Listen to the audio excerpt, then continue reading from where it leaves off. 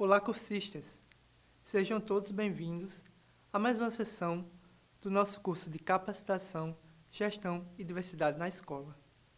Hoje, nós vamos iniciar a 8ª sessão de estudos e a professora Crislane vai trazer como tema Saúde Escolar, Transtornos de Aprendizagem. Boa sessão para todos vocês. Olá a todos, é um prazer mais uma vez estar aqui com vocês nesse nosso curso de capacitação, gestão e diversidade na escola. Dando sequência aí às nossas sessões, estamos agora no momento pós a discussão de neurociência aplicada à educação e discutir dificuldade de aprendizagem, transtornos de aprendizagem, exige muito um retorno àqueles conhecimentos relativos à neurociência, além de outros, claro. Mas a neurociência, ela nos ajuda bastante no que diz respeito a essa temática da sessão de hoje, que espero seja muito agradável para todos vocês, apesar da minha voz, que continua a mesma, né? A pessoa não pode tomar remédio para a gripe, então tem que ter paciência, né? Estamos aqui quase em busca do milagre, mas eu peço paciência aos cursistas, tá? Paciência em nome da ciência e vamos em frente, tá? Porque, assim como todas as outras demais temáticas, essa é uma temática muito cara e foi com muito cuidado que nós elegemos essas 13 temáticas que constituem o nosso curso de capacitação. Então, não poderia ser diferente com essa temática de hoje. E o que é que nós vamos trabalhar hoje aqui nessa sessão? Aqui estão os nossos objetivos, né? Do que nós vamos tratar? Primeiro, nós vamos relacionar o processo de aprendizagem, de leitura e escrita e o funcionamento cerebral. Por isso que eu disse, né, logo de início, que os conhecimentos relativos à neurociência, eles são tão importantes para que a gente compreenda, né, o foco da sessão de hoje, que vai girar em torno de leitura e escrita, que é algo que está no processo de alfabetização, mas que acompanha o sujeito em toda a sua vida. Então, falar de dificuldade, né, de aprendizagem, transtorno de aprendizagem, é falar do processo de escolarização.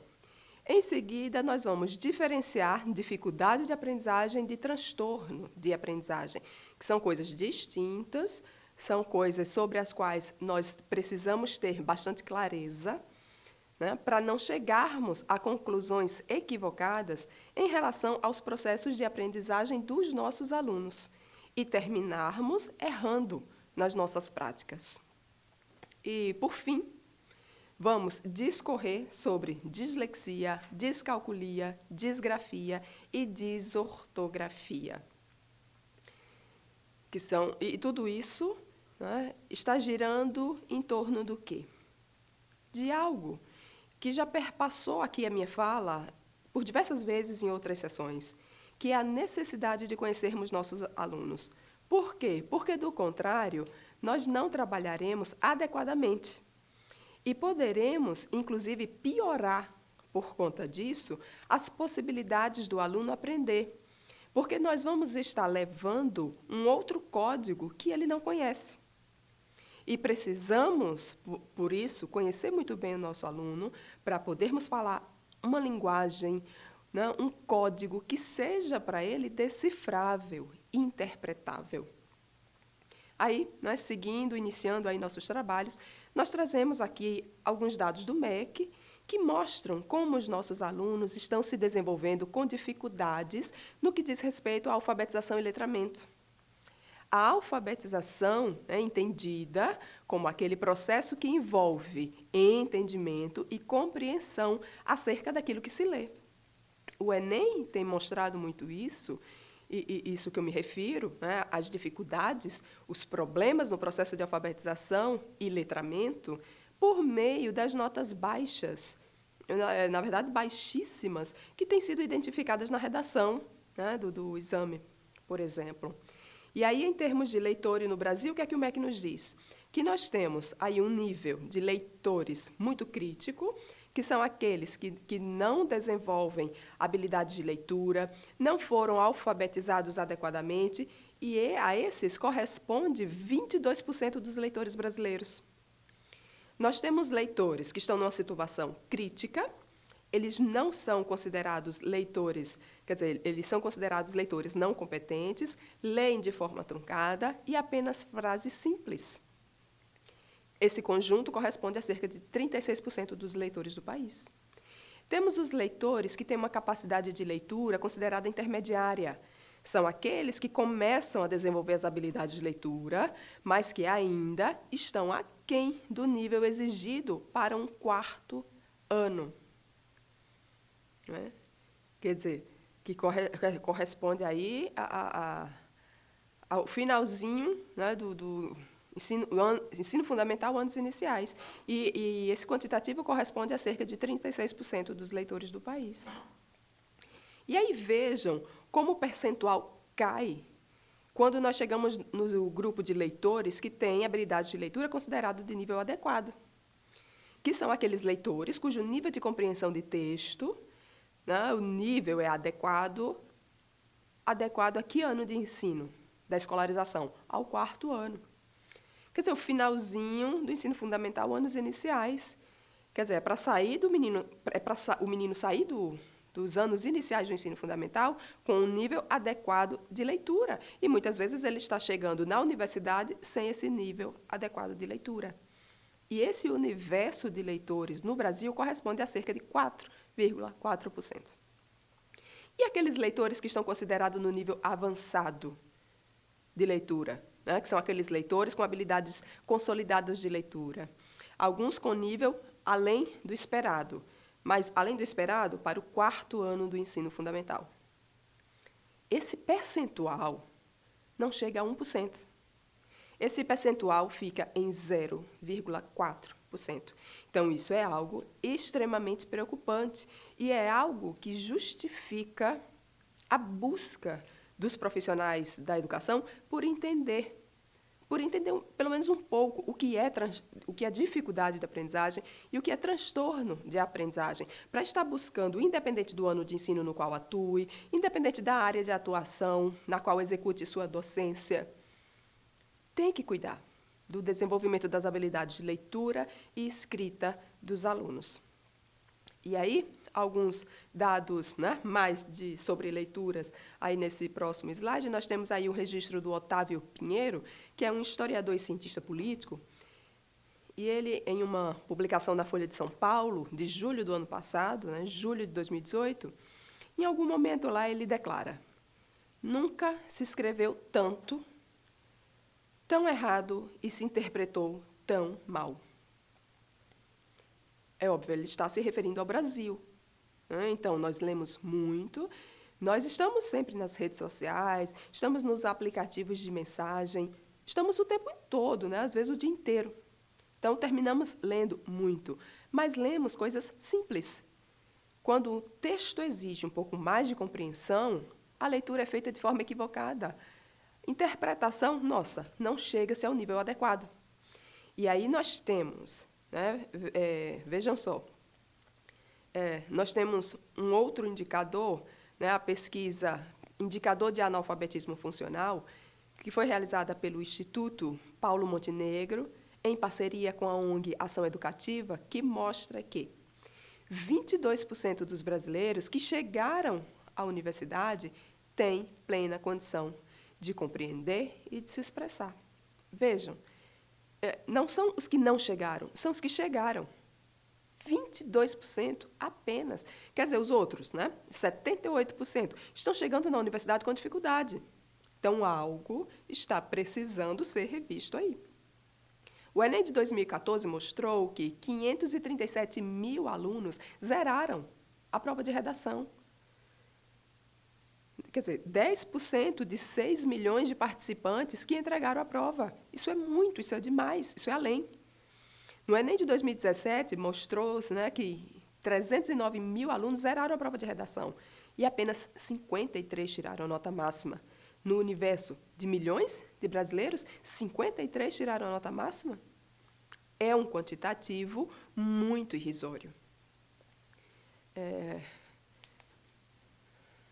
Ou seja, o nosso trabalho de base, ele precisa melhorar muito para crianças e adolescentes. E que isso seja feito na idade correta, né, para que eles desenvolvam as suas habilidades de leitura e escrita. E isso requer, anteriormente, uma educação infantil rica em experiências, em estimulação adequada e para a faixa etária. Nós temos aí adiante mais dados de pesquisa, nós temos aí a pesquisa, o Cone de Aprendizagem, e o que é que ela nos mostra? Aí é um dado mais geral, né, sobre a aprendizagem, como ela ocorre. E aí mostra-nos, né, que, veja a pirâmide, né? Nós colocamos a tradução ao lado. Essa pirâmide se refere ao processo de aprendizagem do cérebro. Como é que o cérebro aprende? E aí a conclusão a que se chegou é que eu aprendo, né, nós aprendemos, em 10% a partir do que nós lemos. 20% pelo que ouvimos, 30% pelo que vimos, 50% pelo que vimos e ouvimos, 70% aprendemos por meio da discussão, da conversa, do debate, ou seja, da interação, e cerca de 90% eu aprendo por meio da prática, da execução, da demonstração. E por isso que a gente insiste aqui, né, no curso de capacitação, dentro, obviamente, dos limites, né, que a modalidade da educação à distância nos permite, nós insistimos para que vocês leiam os textos que nós indicamos, que vocês assistam aos vídeos, que vocês participem dos encontros presenciais, porque vocês vão ler, vocês vão ouvir, vocês vão participar da discussão e do debate. Só vai ficar faltando a parte da experimentação, que essa daí a gente espera que o curso de capacitação dê elementos para que vocês possam executá-los, né, possam demonstrar que aprenderam na escola, cada um na sua respectiva escola. Tá? E a gente tem aí a fala do Churchill, né, ex-presidente dos Estados Unidos, e o que é que ele diz acerca da dificuldade de aprendizagem?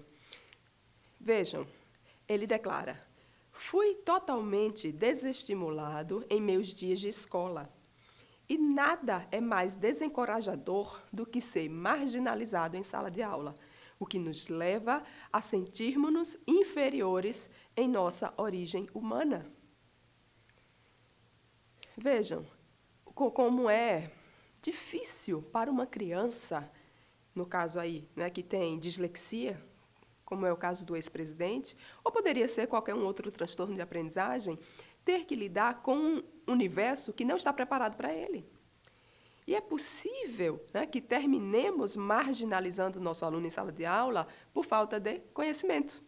Como eu já disse aqui em outra sessão, muitas vezes temos a boa vontade, mas boa vontade sem conhecimento não alimenta processos formativos, processos escolares. Então, é preciso que tenhamos conhecimento sobre os diferentes modos de aprender, para assim pensarmos em diferentes modos de ensinar. E, para isso, precisamos entender de aprendizagem. Quando falamos em aprendizagem, falamos do quê?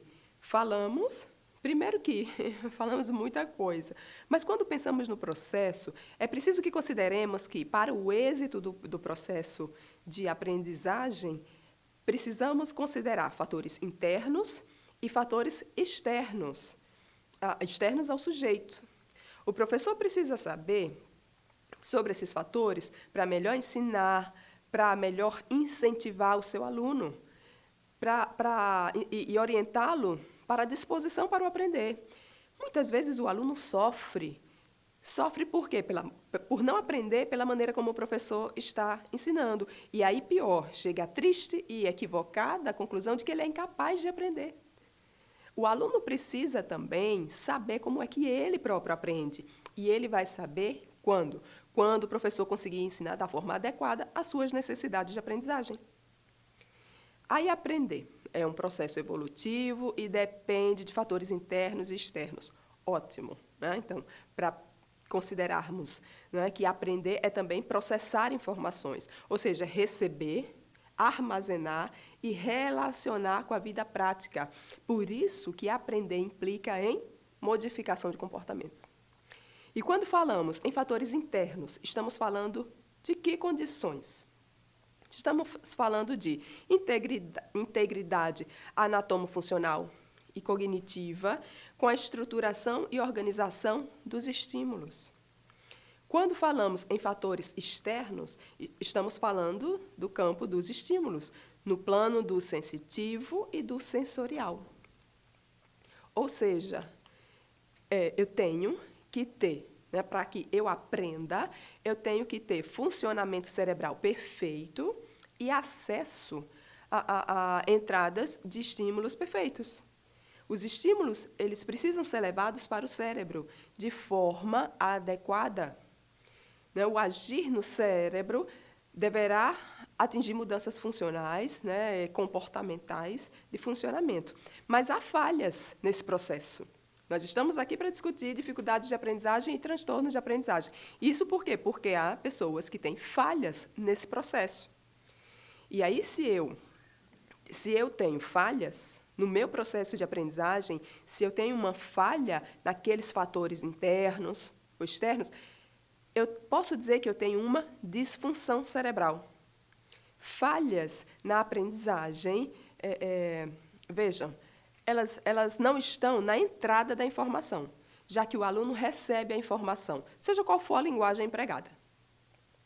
O problema, essa falha, está no processamento da informação. Lembram lá da nossa sessão formativa de neurociência? Existe uma parte do cérebro, né, que é responsável pelo processamento da informação. Certo? Então, os problemas estão no processamento. Como aquela imagem captada, como aquele som recebido, ele vai ser processado no cérebro. Aí está a falha, aí está a disfunção, que vai prejudicar a aprendizagem. Dificuldades corporais podem gerar dificuldade de ler e escrever também. Se a criança e o adolescente ou o adolescente não se conhece, não consegue ler-se, comportar, né, corporalmente, ela tem dificuldades também de ler e escrever. Então, a habilidade de escrever e ler são habilidades que, para serem desenvolvidas, requerem a necessidade de desenvolvimento de outras habilidades, como a de autoconhecimento. Quando nós desenvolvemos isso? A partir de quando? Da educação infantil.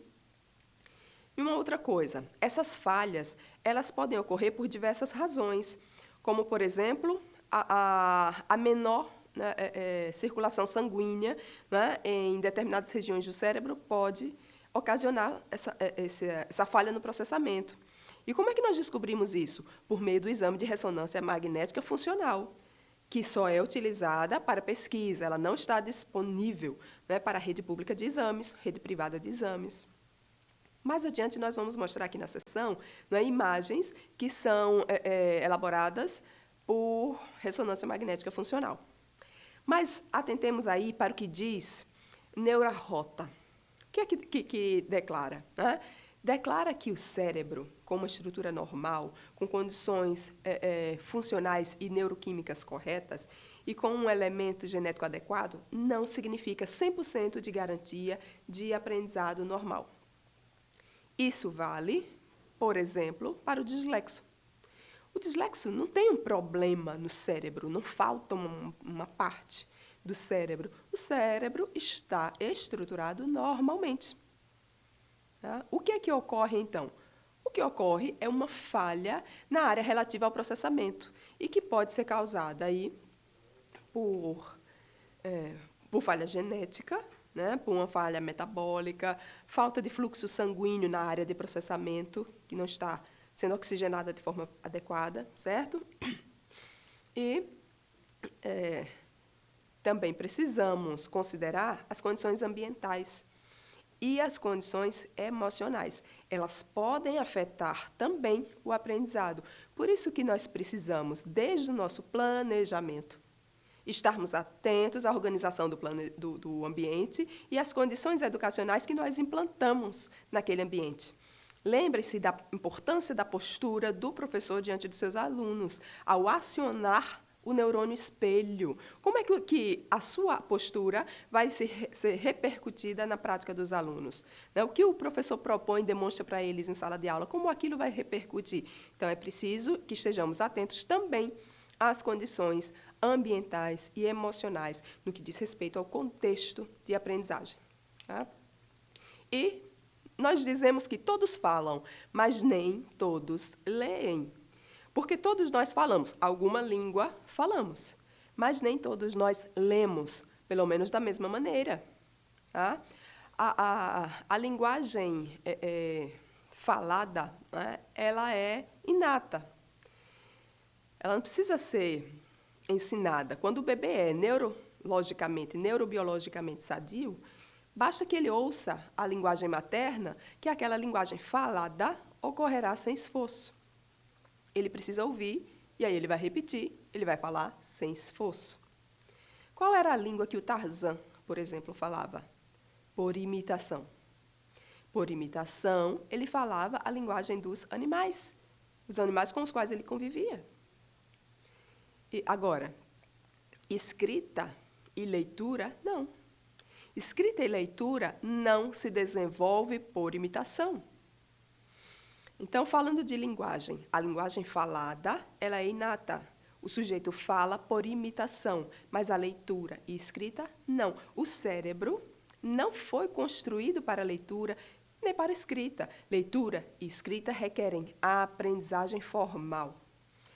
Embora tanto a fala quanto a leitura dependam da mesma partícula, o fonema, o processo de desenvolvimento é diferente. A leitura, ela é culturalmente determinada. Certo? Então, quando falamos de linguagem, da relação linguagem-leitura, aprender a ler. Gente, aprender a ler não é fácil. Só se aprende quando está realmente pronto para isso. Adiantar esse processo na criança é prejudicial a longo prazo.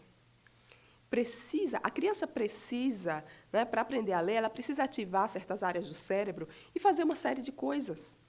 Ela precisa reconhecer sons e memorizar letras e significados das palavras. Ela precisa memorizar o significado das coisas para poder aprender a ler. Certo? E aí nós temos, né, uma imagem, né, do slide 12, algumas áreas do cérebro que são envolvidas, né, no desenvolvimento da habilidade da leitura. Nós temos aí na imagem, né, na verdade, a imagem do hemisfério esquerdo do cérebro. Vejam, se o sujeito ele tem contato com um estímulo visual, né, que entra pela área frontal, né, você viu a palavra, então a área frontal foi mobilizada. Isso vai entrar e vai para a área occipitotemporal, vai lá para trás. E essa área vai fazer a identificação da palavra, as formas das letras, né, as formas das palavras. Esse estímulo vai passar para uma outra região, a região parietotemporal, que faz a análise da palavra.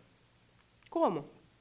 Ela identifica, por exemplo, que a letra P tem o som de P, que a letra M tem o som de M.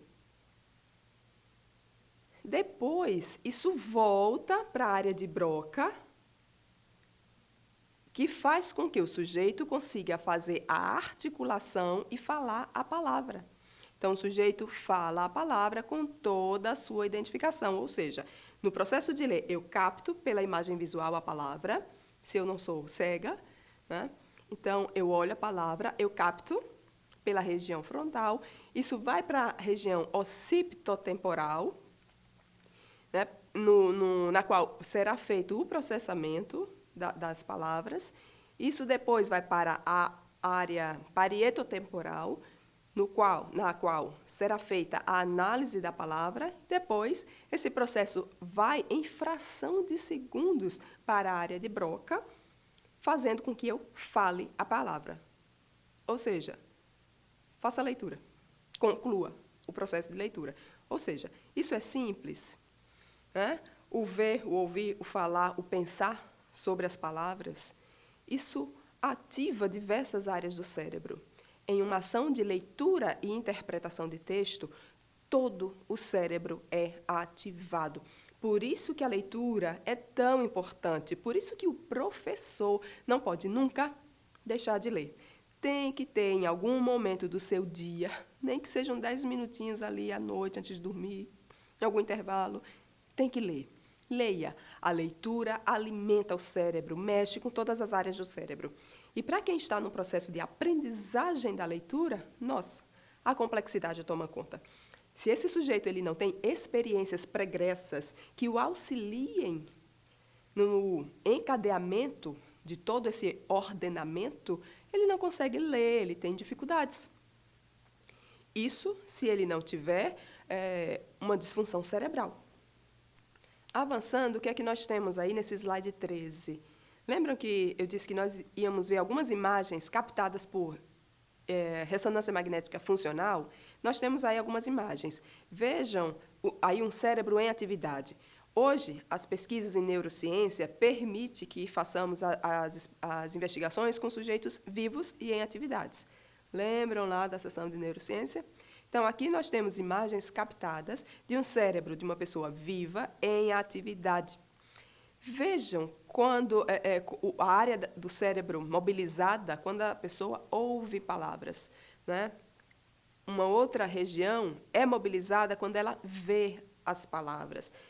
Percebam, ela vê a palavra, ela capta, e a região vai lá para trás, para a região occipitotemporal. Veja lá, né? Vendo palavras, como a área lá occipitotemporal está acionada. Falando palavras, a área de Broca é acionada, né? Volta. Quando eu penso sobre as palavras, é uma outra região que é acionada. Ou seja, quando eu ouço, quando eu vejo, quando eu leio, quando eu falo, todo o meu cérebro está em funcionamento. Tá? Então, vejam, a partezinha ali amarela e vermelha, né? Em todas as imagens. É a região em que está em atividade. Tá? Então, uma leitura, sobretudo, né, em voz alta, que envolve a oralização do lido, isso faz com que todo o cérebro funcione. E aí, o que é que ocorre com a região? O que é que ocorre com o cérebro de uma pessoa que sofre um acidente e tem uma perda, por exemplo? Antigamente, pensava-se que, ao afetar um lado do cérebro, pensava-se que um outro lado faria o processo, o trabalho de processamento. Hoje, sabe-se que não. Sabe-se que o desenvolvimento, se ele continua com a ativação ativação de áreas próximas, aquelas que seriam utilizadas para a ação desejada. Para tanto, precisa-se de profissionais especializados para acionar, melhorar o funcionamento dessas diferentes áreas do cérebro. Por isso que nós precisamos do trabalho de psicopedagogos na escola, né? E extra-escola, a família precisa do acompanhamento, né, junto ao seu ente que tem essa dificuldade, essa perda, precisa do acompanhamento de fonoaudiólogos, por exemplo. E aí nós, professores, no âmbito da escola, precisamos do apoio de um trabalho, né, de um psicopedagogo, para melhor sabermos como ativar, né, ativar da melhor forma possível o cérebro. E, claro, nós vamos conseguir fazer isso com o quê? Pedagogicamente falando? Com a diversidade das práticas pedagógicas. E se o foco é a leitura e a escrita, né, sobretudo aí da base do processo de aprendizagem, e com foco na nossa sessão de hoje, vamos falar um pouquinho desse processo de leitura. E aí vamos trazer para cá as rotas de leitura. É importantíssimo que todos os profissionais de educação básica conheçam as diferentes rotas de leitura. Primeiro, vamos cuidar aqui da rota de leitura fonológica. É a rota de leitura que todo ser humano começa, todos começam nela. Vejam, quando nós nos deparamos com uma palavra que não conhecemos, que não utilizamos cotidianamente, como é que nós reagimos? Vejam, tem uma imagem aí no slide que está em destaque. Veja aí no contraste, né, em preto e amarelo. Nós estamos vendo essa palavra, né? Eu acredito que é uma palavra que alguns de vocês estão vendo pela primeira vez. Qual é a reação? Nós olhamos a palavra, nós fazemos a análise visual da palavra para reconhecermos cada letra dessa palavra. Isso é a análise visual. Terceiro, nós ficamos atentos, né? Nós atentamos para um sistema de segmentação. Nós vamos identificar letra a letra e seus respectivos sons. Sons isolados e os sons em conjunto. Por exemplo, a palavra propional deido. Nós vamos identificar que o P, que tem som de P, né, que mais com a letra R e a letra O, juntas, vão dar o som de PRO. Gente, isso é de uma complexidade absurda para a criança pequena que está em processo de alfabetização. Quem é que lembra aqui de como foi esse processo em sua vida? Vocês lembram? Lá pelos 5, 6, 7, 8, 9, 10 anos de idade? Quem lembra? Vale a pena tentar lembrar. O meu processo de alfabetização de Crislane foi muitíssimo rápido. Tão rápido que eu acho que eu nem lembro direito. Né? Por quê? Porque a rapidez, nesse caso, né, ela está associada à naturalização do processo de desenvolvimento infantil. Né? Acho que meus pais terminaram sem querer acertando. Né? Naquela época, né, a idade certa na escola era 6, 7 anos. Então, eu entrei na escola aos 7 anos. Até os 7 anos, eu já tinha vivido de tudo que uma criança deveria viver. Em termos de brincadeira, em termos de brincar, em termos de interação, em termos de experiência. Então, quando, né, eu cheguei no processo de alfabetização, já estava pronta, madura. Então, o processo foi rápido. E aí, nesse processo de identificação, de juntar os sons das letras, né, em conjunto, eu preciso pensar aí no léxico, né, auditivo e no léxico semântico da palavra. E aí eu vou conseguir fazer a leitura da palavra. Eu tenho que conseguir juntar os sons, compreender a palavra no todo e saber o seu significado, para que a leitura seja concreta. Por quê? Porque eu posso juntar as letras, juntar as sílabas, falar a palavra, mas eu não sei qual é o significado da palavra. Então, eu vou ler, mas sem compreensão. Certo? Se eu leio e eu não sei qual o significado daquilo, eu li sem compreensão. Se eu consigo juntar os sons, eu não sei qual é o significado, eu faço uma leitura superficial. Uma leitura mecânica, sem compreensão. Depois de conseguir juntar os sons, aprender o significado, aí eu chego no momento da produção da fala. E aí eu consigo falar a palavra. E eu posso falar com ou sem compreensão. A criança aprende a falar por essa via, por essa rota. Mas nós, adultos, também a utilizamos quando nos deparamos com palavras que não são do nosso cotidiano. Essa rota é utilizada quando eu preciso segmentar a palavra para poder ler, como foi o caso aí, né, dessa palavra, que eu não sei se é do conhecimento de vocês, né, do cotidiano, né, próprio naldeído. Então, eu preciso segmentar a palavra para poder compreendê-la e falar, né, com naturalidade. Vamos a um exemplo de palavra.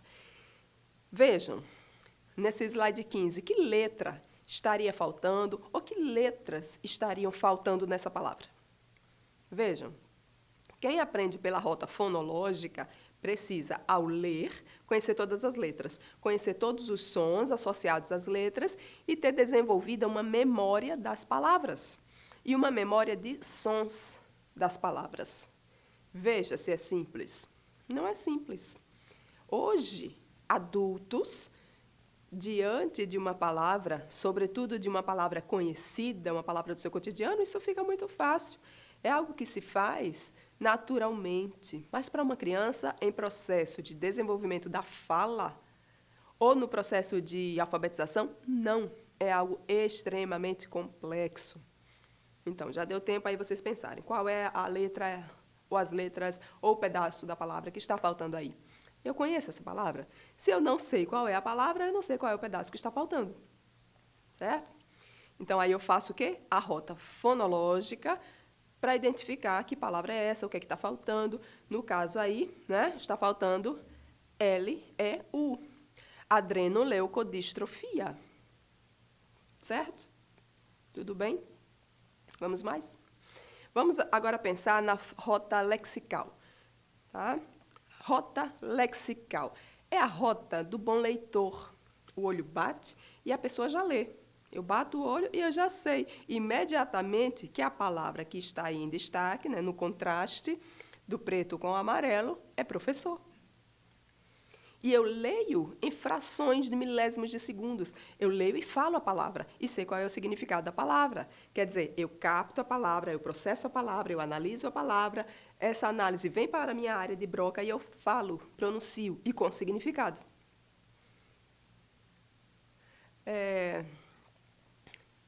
Não, você não deixa de fazer o exercício da rota fonológica. mas você faz sem a necessidade de silabação ou segmentação da palavra. A pessoa lê a palavra, reconhece o formato das letras e os seus sons, separados e em conjunto, sem precisar fazer a silabação, a segmentação. A pessoa pode ler, né, de novo, com ou sem compreensão, mas lê com mais facilidade por já conhecer, por já ter a memória daquela palavra ou daquelas palavras, ainda que não domine todo o significado. Por isso que é importante insistirmos para que o aluno leia. Quanto mais se lê, mais fácil fica e rápido fica em decorrência da construção dessa memória fonológica. Certo? Vamos aqui a um outro exemplo, tá, de palavra. Veja que essa palavra, né, que está faltando aí um outro pedaço, batendo o olho aí nessa palavra, vocês conseguem identificar qual é a letra ou quais as letras que estão faltando? Acredito que não precisa aí de tanto tempo assim para vocês identificarem, né, que a palavra é familiaridade. Por quê? Porque é uma palavra que já faz parte do repertório, do nosso repertório. Né? Então, a leitura que é feita dessa palavra é feita, portanto, pela rota lexical. Nessa imagem do slide 20, vocês têm aí mais um exemplo. Né? Percebam, as áreas que estão em destaque e que estão articuladas, trabalhando de forma articulada no processo de alfabetização e letramento. Entendendo a alfabetização e letramento como sinônimo de tomada de consciência das coisas, algo que não é simples, sobretudo se há uma dificuldade fisiológica, né, neurológica do sujeito. Quando a gente pensa em ler, né, o ato de ler, ele pode ser feito em frações de segundos, mas ele envolve todas as áreas do cérebro, e vocês podem perceber aí na imagem, não é? Por isso que a gente cuidou, né, na sessão, de trazer mais imagens para que vocês visualizem como é que isso ocorre. Vejam, o estímulo ele vai entrar pela região frontal e vai lá para a área da estimulação visual. Qual é a área? A área occipitotemporal, para o reconhecimento das formas das letras, das palavras. Vejam as duas áreas em azul na imagem. Estão vendo? Depois, o que você capta vai para a área, né, fonológica, a área parietotemporal, para se fazer a análise da palavra. Vê aí na cor verde da imagem. Certo? Tudo bem? Quando a palavra é captada, qual foi a palavra captada? Vejam aí. Eu capto.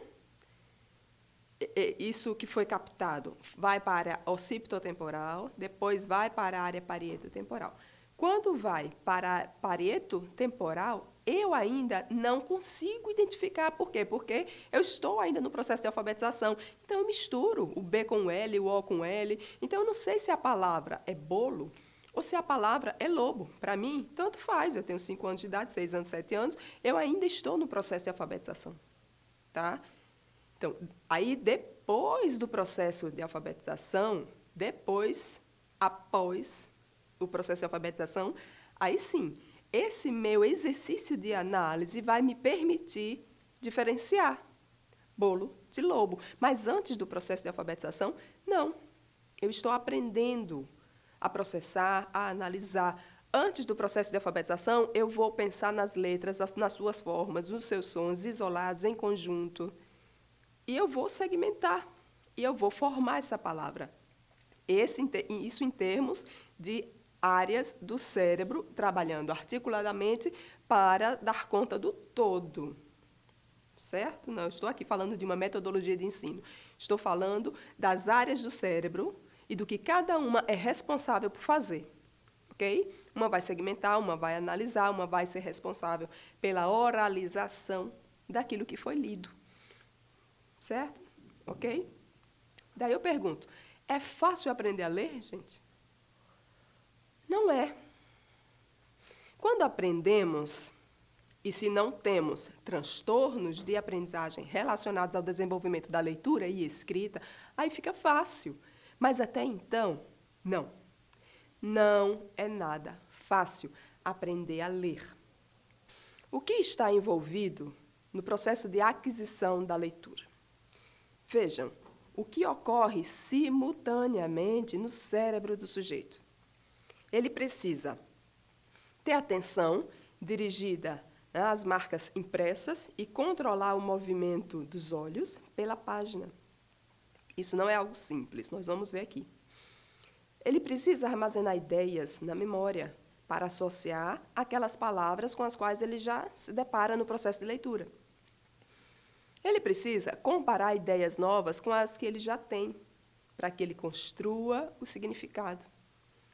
Ele precisa reconhecer os sons associados às letras, entender as palavras e a gramática. Ele precisa construir ideias e imagens.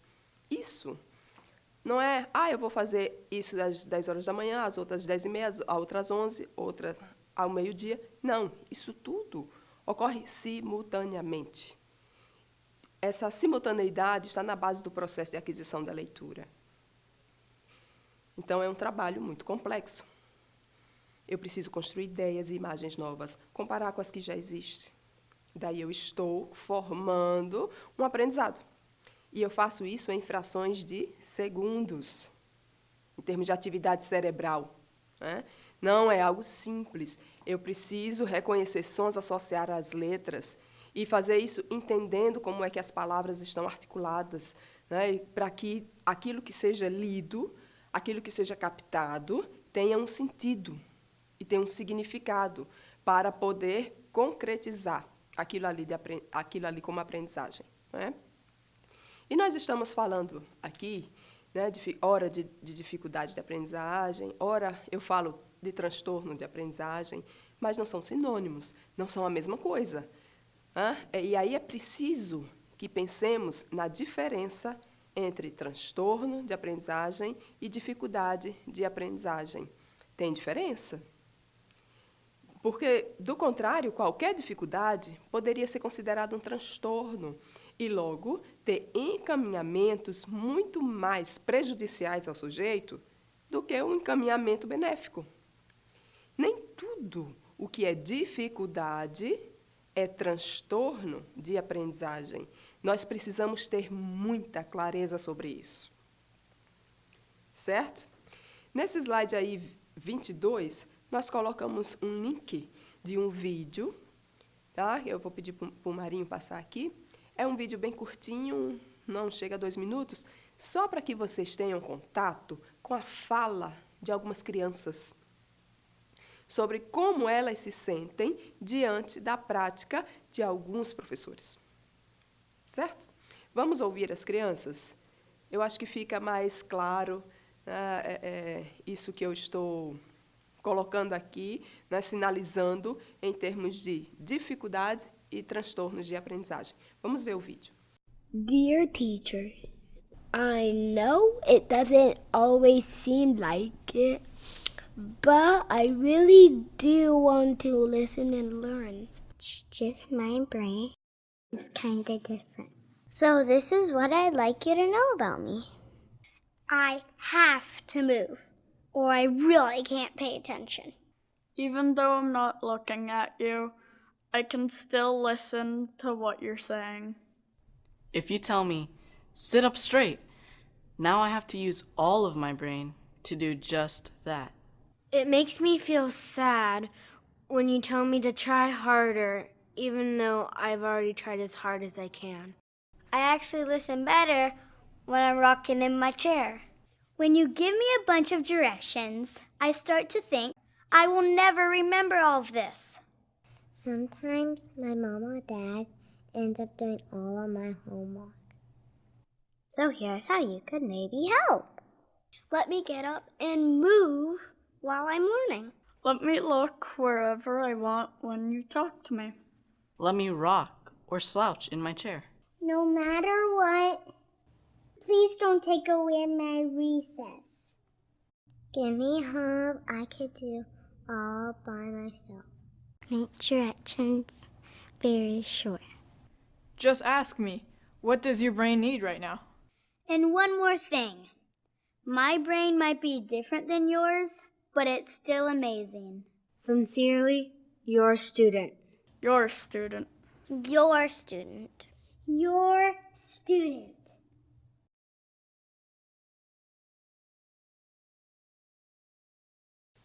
Vemos aí como não podemos enquadrar as crianças em um mesmo formato? E como elas aprendem de modo diferente do professor ou da forma como o professor pensa que ela aprende? Por isso, colegas, não podemos pensar a aula como nós gostaríamos que a aula fosse, né, ministrada para você, como você estando na condição de aluno. Porque, veja, eu gosto de aula de determinada maneira, mas será que os meus alunos gostam de aula daquela forma? Não, pode ser que não.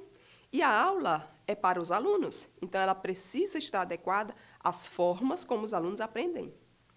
Vejam, quando o professor pede para o aluno sentar direito, né, ou se esforçar mais, ou ficar quieto na cadeira, gente, o aluno, veja, ele precisa ouvir o que o professor falou, interpretar o que o professor disse e proceder a uma mudança de comportamento. Isso exige, em frações de segundos, que ele acione todas as áreas do cérebro. E nem todas as crianças conseguem fazer isso. Pelo menos não em frações de segundos. Algumas precisam de mais tempo. Tem alunos, sobretudo crianças, que precisam se mexer para conseguir se concentrar, para ouvir melhor, para prestar mais atenção. E, ao se mexer, áreas do cérebro são acionadas, o que ajuda no processamento das informações. Em turmas de ensino fundamental, sobretudo sexto ano, é preciso que haja movimento em sala de aula e que nunca se exija, pelo menos não completamente, que as crianças fiquem paradas e olhando para o professor. Pior ainda, que se retire o recreio delas, né, ou os intervalos, para que elas terminem as atividades. E eu estou falando do sexto ano por quê? Porque o sexto ano é uma turma de transição. As crianças, elas saem dos anos iniciais, nos quais elas estão em atividades, sobretudo interativas, que envolvem movimento, atividades coletivas, e aí entram no sexto ano, ou seja, primeiro ano dos anos finais do ensino fundamental, que corresponde a um outro universo escolar. E aí ela vai sentar em cadeiras enfileiradas, vão ficar sentados, assistindo às aulas dos professores, que vão exigir deles que eles fiquem quietos. Não, eles precisam de movimento. Eles são crianças de 10 anos. Né? E esse movimento ele está envolvido com o processamento das informações para aquele público daquela faixa etária. Não são adultos. São crianças de 10 anos. E o intervalo, o recreio, vai fazer com que ele se movimente. E aquilo vai repercutir positivamente no processamento das informações que ele deveria, ou supostamente deveria, aprender em sala de aula. Tá? Então, nós vemos nesse vídeo, né, por exemplo, como é que a garota pede para que o professor, aconteça o que acontecer, não tire o meu recreio. Porque ela não tem uma explicação científica, mas ela sente que aquele movimento, que as interações, aquilo vai, de alguma maneira, beneficiar o seu processo cognitivo. E vamos adiante. Vamos pensar aí, né, sobre os fatores desencadeantes e agravantes de todo esse processo. Nós temos alguns fatores que são educacionais, como, por exemplo, metodologia de alfabetização não adequada para aquela criança, uma organização de sala de aula ruim, com problemas de luminosidade, né, aeração, espaço disponível, dificuldade com professores que muitas vezes sabem o conteúdo, mas não sabem como lidar com o público escolar que tem. Não adianta saber, tem que se fazer compreender pelos alunos. Não sei se vocês já viram aquele professor, se já tiveram, se já comentaram, né, ou já ouviram falar que fulano sabe muito, mas não sabe ensinar, não sabe explicar, não sabe se comunicar. E há fatores, né, há problemas que são de ordem social, econômica, cultural. Há fatores que são emocionais e motivacionais, né, que são alguns internos, outros são externos à escola. Né, alguns são específicos mesmo do ambiente escolar. E aí, nesse sentido, eu preciso ampliar as atividades de interação nas escolas para afetar esses alunos emocionalmente. E tem fatores que vêm mesmo do histórico familiar da criança, do adolescente. Né? Tem pela via do histórico familiar, nós temos fatores agravantes dos problemas, né, como o alcoolismo, problema com drogas, comportamento antissocial, desagregação familiar, problemas de rotina de sono. Né? Por exemplo, tem crianças e adolescentes que não têm uma rotina de sono. Logo, elas não oxigenam o cérebro como deveriam e acordam cansadas no dia seguinte. Como é que essa criança vai aprender? Como é que esse menino vai estudar? Um cérebro que ainda está em desenvolvimento. E aí algumas têm problemas relacionados ao lazer. É uma criança que não brinca, é uma criança que não sai, que não vê, que não conversa, que não brinca com outras pessoas, com outras crianças. Atividade essa que vai exercitar muito o seu cérebro. E é uma criança que não tem hábitos de estudo, ela não tem horário, ela não tem ambiente para estudar. Ou seja, ela não tem tempo e ela não tem espaço, né, propícios para que ela estude. Porque também é o seguinte, não basta só ter o tempo para estudar. É preciso que haja um espaço adequado para manter a concentração, não é porque também senão de nada adianta ela ter tempo. Ela tem tempo, mas ela não tem um ambiente propício para estudar. Então, o que é que ela vai fazer? Vai assistir TV. E sabe-se lá o que é que ela vai assistir. Né? E nós temos mais fatores. Aí o slide 24 traz uma série de outros fatores que vão estar interferindo nesse processo. Vamos lá. Outros exemplos. Falta de oportunidades, ensino fraco, fatores culturais. Muitas vezes, por questões culturais, o aluno chega a ser discriminado na escola por outros colegas alunos, e, às vezes, o que é pior, pelos próprios professores. Isso causa um processo de retração, de silenciamento do sujeito, com implicações devastadoras para o seu processo de aprendizagem. Precisamos estar atentos a isso, porque isso não pode existir dentro de uma escola, ainda mais escola básica, né? Um momento em que o sujeito está em formação, o seu cérebro não está amadurecido para lidar com determinadas situações. E a criança, muitas vezes, ela é desrespeitada dentro da escola por questões meramente culturais. Eu digo meramente culturais, por quê? Porque diferenças culturais não deveriam nunca ser objeto de desrespeito, de discriminação. Certo? Outros fatores, outras dificuldades. Escolarização inadequada, né? Fraco desempenho em testes estandartizados de rendimento escolar, bagagens étnicas ou culturais diferentes daquelas dominantes na cultura da escola, ou cuja língua materna não é a língua do país, risco para faltas injustificadas à escola em virtude de doenças mais frequentes, e ambientes domésticos empobrecidos, caóticos. Porque a escola sozinha também não vai fazer e acontecer. É preciso que haja um respaldo, um acompanhamento, um suporte da família, né, dos cuidadores daquela criança, daquele adolescente. E aí nós chegamos, né, se nós estamos pensando em dificuldades de aprendizagem, transtornos de aprendizagem, vamos entrar agora mais detidamente nas diferenças. Vamos falar em dificuldades de aprendizagem. Vamos ver o que é isso. E no que se diferencia de transtorno de aprendizagem? Então, dificuldade de aprendizagem é caracterizado por baixo rendimento escolar em atividade de leitura, escrita e raciocínio lógico-matemático. Apesar disso, a criança tem uma inteligência adequada à faixa etária. Somado a isso, se ela tem adequadas oportunidades sociais e culturais, e mesmo assim apresenta uma limitação em seus resultados de aprendizagem, ela tem uma dificuldade, e não um transtorno. E pode ter origem pedagógica, ou socioeconômica, ou cultural, ou emocional.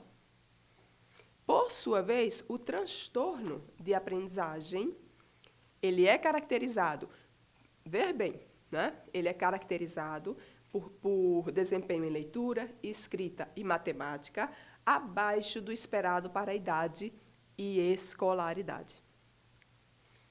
Baixo rendimento em leitura, escrita e raciocínio lógico-matemático também.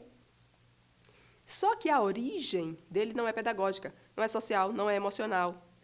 A origem é neurobiológica. Então, diferencia-se das dificuldades de aprendizagem por ter bases neurobiológicas com funcionamento inadequado. As razões podem ser genéticas, estão relacionadas com o desenvolvimento do sistema nervoso central, não é? Com disfunções no seu funcionamento. A criança, ela tem uma estrutura cerebral íntegra, só que o seu funcionamento é que é inadequado. Portanto, dizemos que há uma falha no funcionamento, no processamento cerebral. O cérebro, ele pode estar estruturalmente perfeito. A ressonância magnética e a tomografia computadorizada não mostrarão nada de errado no cérebro da criança, do adolescente. Por quê? Porque a falha não está na recepção do estímulo. A falha, ela é funcional, ela é de processamento. Falha funcional de processamento não aparece na ressonância magnética comum que fazemos lá em qualquer hospital. A criança, ela não tem retardo mental, visual, de audição, ela ouve bem, ela enxerga bem. Para ser identificado como um transtorno, a criança, ela não pode ter limitação visual ou de audição ou algum retardo como base do problema, porque senão, se há alguma diferença no funcionamento aí, pode ser em função desse transtorno auditivo ou desse transtorno visual. Então, para que nós possamos considerar como transtorno de aprendizagem, não deve haver problema na entrada dos estímulos, certo? Por isso que falamos em ausência de transtorno visual, de transtorno auditivo, ok? Então, é preciso distinguir, né, o que é transtorno de aprendizagem do que é dificuldade de aprendizagem. O slide 27 é bem claro e bem sintético, né, com esse objetivo de mostrar qual é a grande diferença. Tá? Então, dificuldade de aprendizagem tem uma origem pedagógica e transtorno de aprendizagem tem origem neurobiológica. Agora, ambas, né, as situações podem levar o aluno ao chamado fracasso escolar. Se tanto a dificuldade quanto os transtornos, se não for bem cuidado, vai levar o aluno a esse tal desse fracasso, né? Que pior, muitas vezes é imputado a responsabilidade do fracasso ao aluno, né? É complicado. E aí é preciso que a gente identifique o que é que a criança tem, se ela tem uma dificuldade, se ela tem um transtorno. Porque identificando, sabendo exatamente, nós vamos saber exatamente aquilo que nós podemos cobrar do aluno. Para quê? Para evitarmos o tal do fracasso escolar. Porque muitas vezes, né, como eu disse, muitas vezes o fracasso é atribuído à criança, que pior, passa a incorporar a premissa de que ela é incapaz, de que ela não aprende. Ela cresce e se torna um adolescente que não acredita em si mesmo, que não acredita no seu potencial. Ele é inteligentíssimo, o menino é inteligentíssimo, né? Inteligente demais, tem uma inteligência média superior, mas não teve a sua dificuldade ou o seu transtorno identificados, para que soubessem, né, como melhor aprender. E para essa identificação ocorrer, muito contribui a escola, os professores, nós professores somos a escola. E aí, pensando em classificação das dificuldades de aprendizagem, nós temos aí, em termos de dificuldades, né, as dificuldades escolares e os distúrbios de aprendizagem. As dificuldades escolares, elas são de cunho pedagógico, psicossocial, estão relacionadas a alguma deficiência. Quando falamos em distúrbios de aprendizagem, falamos de uma disfunção no sistema nervoso central. E esses distúrbios, eles podem ser específicos ou não específicos. Específicos em relação a quê? A aprendizagem. Tá? Então, específicos de aprendizagem, não específicos de aprendizagem. Por exemplo, os não específicos seriam aqueles decorrentes de um AVC, por exemplo. Ou seja, ele não é específico de aprendizagem. Né? Uma disfunção. E quando a disfunção do sistema nervoso central ela é específica de aprendizagem. E aí essa disfunção, elas são, na verdade, 4, né? São 4 as disfunções, né? 4 os transtornos específicos de aprendizagem. Né? A desortografia, a disgrafia, a descalculia e a dislexia. São 4, né, as disfunções, são 4 os transtornos específicos de aprendizagem. São falhas no processo de aprendizagem. E aí eu queria fazer uma observação, né, pensando aí nesses 4 transtornos, veio agora à mente o TDAH, o transtorno, né, de déficit de atenção e hiperatividade. Muitas pessoas associam a um transtorno de aprendizagem. Não é. Não é um transtorno de aprendizagem. O TDAH é um transtorno de comportamento e não de aprendizagem. Ele não é específico do processo de aprendizagem. Ele é do comportamento. Pode-se encontrar em alguns blogs, a internet afora, né, o que é um transtorno de aprendizagem, mas não é. Ele é outra coisa. Certo? Então, a menina ou o menino pode ser muito tranquilo, ter um autoconhecimento, né, um conhecimento de si mesmo muito bom, e por isso consegue, com facilidade, se concentrar nos estudos. Mas tem descalculia, né, ou tem disgrafia. Ou seja, ela tem um transtorno de aprendizagem. Ela não tem um transtorno de comportamento, como o menino que tem TDAH tem. Então, TDAH é um transtorno de comportamento. Claro que o problema de comportamento pode gerar problemas de aprendizagem, se não cuidado. Mas o problema de comportamento precede o problema de aprendizagem. O transtorno é no comportamento.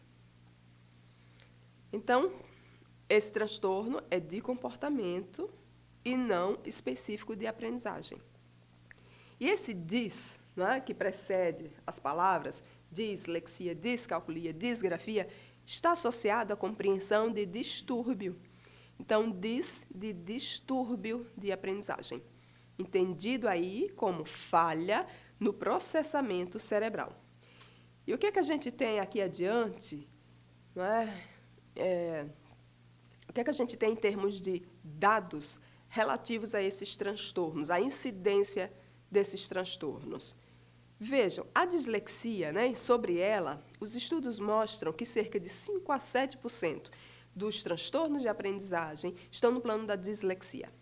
De 3 a 5% na disgrafia. Sobre a desortografia não se tem uma estimativa ainda, porque os estudos são muito mais recentes.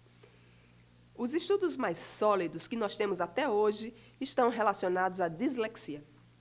A descalculia, sobre ela também nós temos poucos estudos, mas já temos aí as primeiras estimativas que mostram que de 1 a 3% dos transtornos de aprendizagem estão no plano da descalculia. Certo? E aí, quando a gente fala desses transtornos, é preciso que consideremos o processo de diagnóstico adequado. É preciso que haja um diagnóstico diferencial. Nós não podemos errar o diagnóstico, né, porque um erro vai levar o sujeito a ser orientado de uma forma inadequada.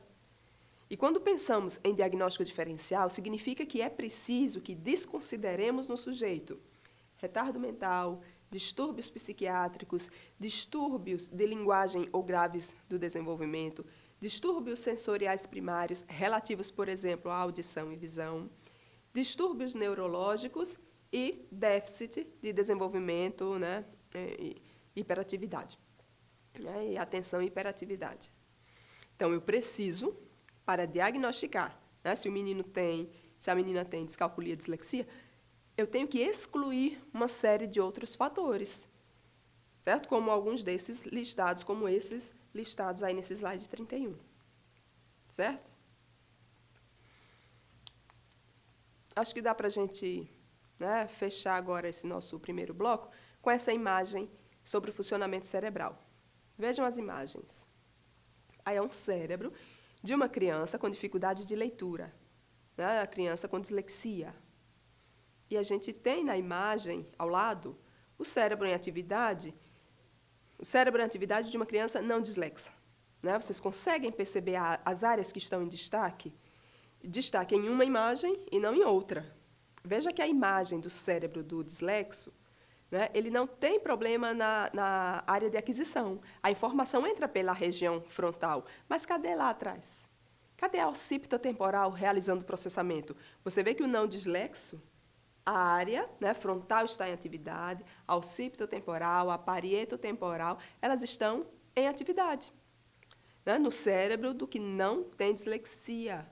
Ou seja, a falha está no processamento da informação captada.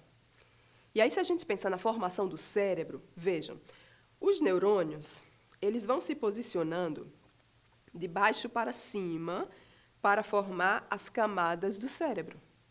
Quando essas camadas elas vão se colocando na formação do cérebro, uma por uma, provavelmente, né, aí identificação genética, alguns que deveriam ir para o lado esquerdo da área tempo-parietal, né, a área esquerda de desenvolvimento da linguagem, vão para outra região, para suprir alguma falta, e por isso a área de estimulação da leitura, ela não é estimulada como deveria. Vejam, essa é a imagem de um dislexo, gente, lendo em atividade. Calcule a dificuldade dessa criança, né? Isso a gente está vendo por quê? Porque nós temos hoje a tecnologia da ressonância magnética funcional disponível para pesquisa, certo? E aí, como é que nós, professores, podemos estimular esse cérebro para que ele possa ler? Insisto, não é qualquer trabalho e não é o trabalho de todo e qualquer profissional que está ligado à educação. Muitas vezes o professor, sozinho, sem uma formação, ele não conseguirá seguir. Ele precisará de um auxílio, de uma orientação. E precisará estudar bastante, né? E estar em diálogo com esses outros profissionais, como, por exemplo, o psicopedagogo. Um psicopedagogo, né, era importante que cada escola tivesse ao menos um psicopedagogo. Enfim, né, o acompanhamento de um psicopedagogo, acompanhamento de um fonoaudiólogo, muitas vezes, esse acompanhamento, ele vai, né, sobretudo se for feito de forma articulado, ele vai contribuir para estimular as áreas próximas, né, nesse cérebro, que são responsáveis pela leitura, para que elas possam ser acionadas para elas tentarem, né, atingir o grau de processamento necessário para atingir uma melhora do quadro. Porque não há cura. Eu tenho dislexia, como é que eu vou ser curado? Não há cura. Por quê? Porque não é uma doença. É uma condição neurobiológica. Não é doença para ter cura. É uma condição neurobiológica. A criança ela vai aprender.